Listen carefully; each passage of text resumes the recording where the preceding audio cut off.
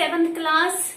Welcome back in the respiration chapter part 3 and this is the last part and important one क्योंकि इसमें हम study करेंगे human beings में किस तरह से रेस्पिरेशन प्रोसेस होती है। तो without any time wastage start करते हैं respiration in the human being which is also called as a respiratory system.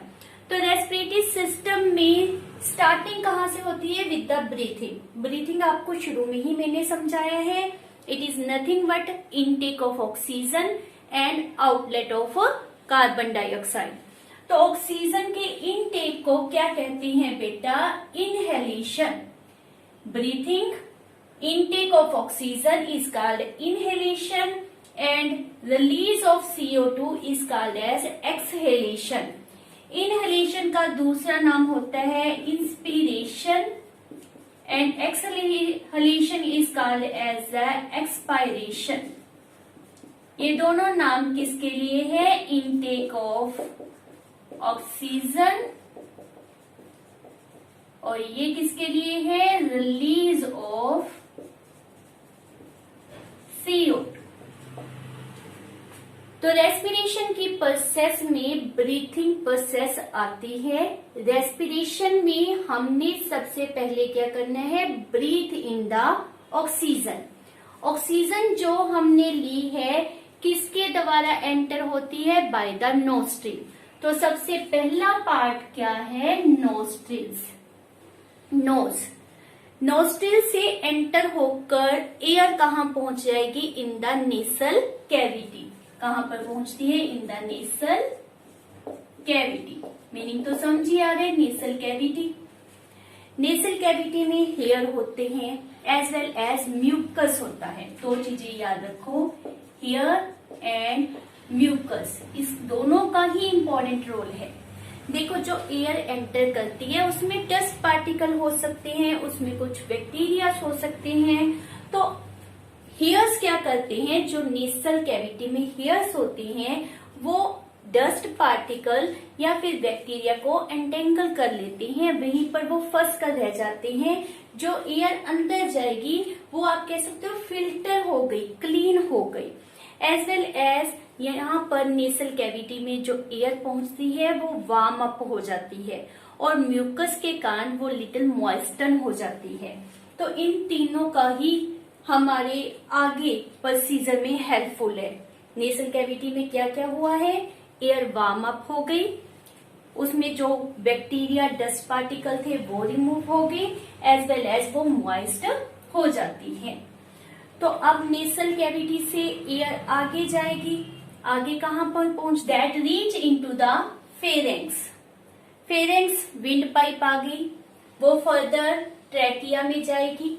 Trachea is also main part of the respiratory system. ये मैंने तीनों मेन पार्ट लिखे हैं रेस्पिरेटरी सिस्टम के, that is what?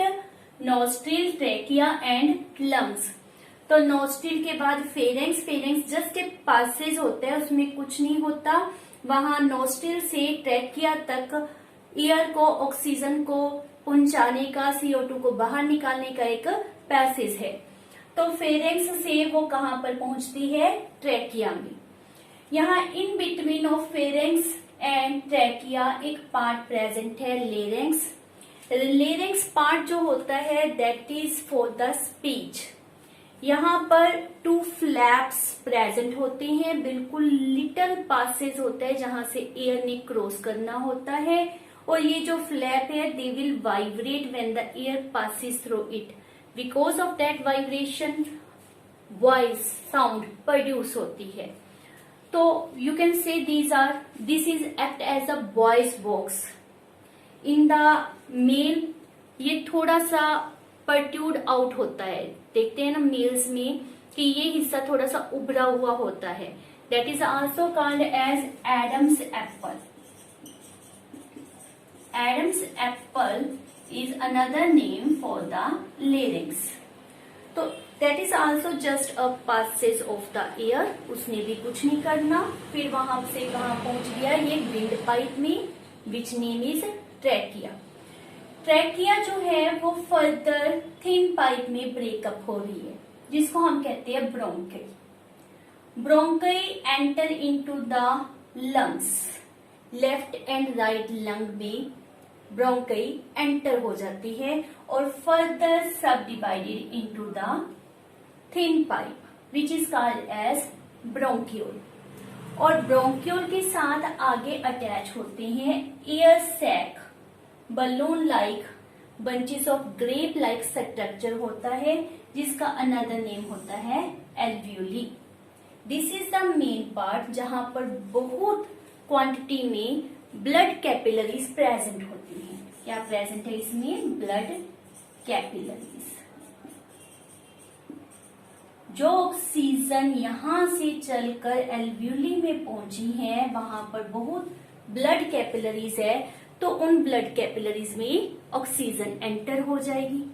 Blood capillaries में क्या है? Blood में क्या है? हीमोग्लोबिन। तो हीमोग्लोबिन आपको पता है ऑक्सीजन के साथ इजीली कंबाइन हो जाता है। रिजल्ट क्या होगा? ऑक्सी हीमोग्लोबिन बनेगा और वो सारी बॉडी में क्या पहुंचा देगा? Oxygen.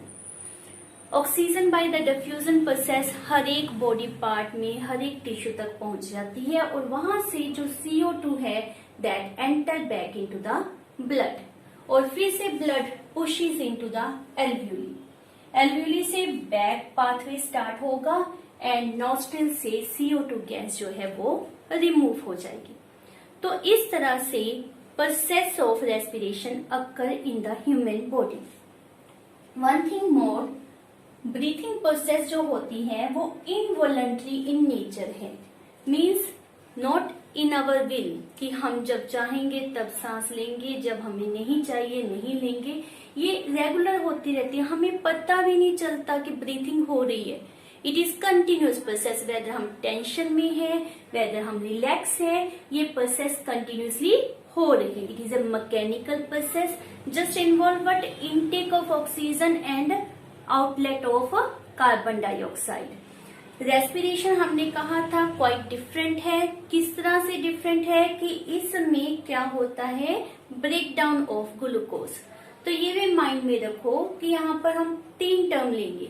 First one inhalation of air, second exhalation of air या inhalation of oxygen and exhalation of CO2 और इन बिटवीन देम हम रेफर करेंगे what happen in the lungs. तो लंग्स में क्या हुआ था कि ऑक्सीजन जो थी वो कैरी कर ली जाती है by the haemoglobin, form oxy haemoglobin, वो हर एक बॉडी पार्ट तक पहुंचते हैं। तो जैसे ही ब्लड में ऑक्सीजन जाती है और ब्लड में प्रेजेंट ग्लूकोज का ब्रेक डाउन स्टार्ट कर देती है in the special organ that is mitochondria. Mitochondria में क्या होगा कि ग्लूकोज की ब्रेक डाउन की जाएगी, as a result energy release होगी। This is the main part of the respiration. Next is जो ब्रीथिंग प्रोसेस है वो नॉर्मली रेट क्या होता है उसका? 15 to 18 times per minute. Intake and outlet कितनी बार होती है 1 मिनट में? 15 से 18 टाइम। लेकिन जब हम हैवी एक्सरसाइज करते हैं हम देखते हैं ना हमारी सांस फूलने लगती है। Why? Because rate of breathing increase that become 20 to 25 times per minute. So these are the main important points of the human respiratory system. Last एक आपसे क्वेश्चन पूछा जाता है। क्वेश्चन बहुत ही सिंपल है कि किस तरह से फूड से एनर्जी रिलीज होती है ड्यूरिंग रेस्पिरेशन। तो उसके लिए बेटा आप रिएक्शन दे सकते हो। रिएक्शन बहुत सिंपल है, हमने क्या रेफर करना है? ये रहा हमारा ग्लूकोज। ये सभी को फार्मूला पता है। ग्लूकोज का क्या फार्मूला है? C6H12O6। ये कंबाइन किससे करेगा? ऑक्सीजन, जो रेस्पिरेशन के थ्रू हमारी बॉडी में आई है। इससे क्या फॉर्म होगा? CO2 एंड वाटर और एनर्जी रिलीज होती है। ये आपने माइंड में रखना है। CO2 की क्वांटिटी दोनों तरफ सेम होनी चाहिए, सो 6 पुट कर देते हैं। H12 है सो 6 पुट कर देते हैं। अब ऑक्सीजन हमारे पास यहाँ कितने हैं? 12 हो, ये कितनी है? 6 तो है लेकिन 12 नहीं है, तो यहाँ पर भी 6 पुट कर देते हैं। तो like this by respiration food की ब्रेकिंग होती है और एनर्जी रिलीज होती है। इस एनर्जी को for different metabolic processes use up किया जाता है। This is complete lesson and complete respiratory system of the human being. इस लेसन को अच्छी तरह से आपने लर्न करना है। मिलते हैं हमारी नेक्स्ट वीडियो में। मेरी वीडियो को लाइक शेयर एंड सब्सक्राइब जरूर करें। Till then bye bye.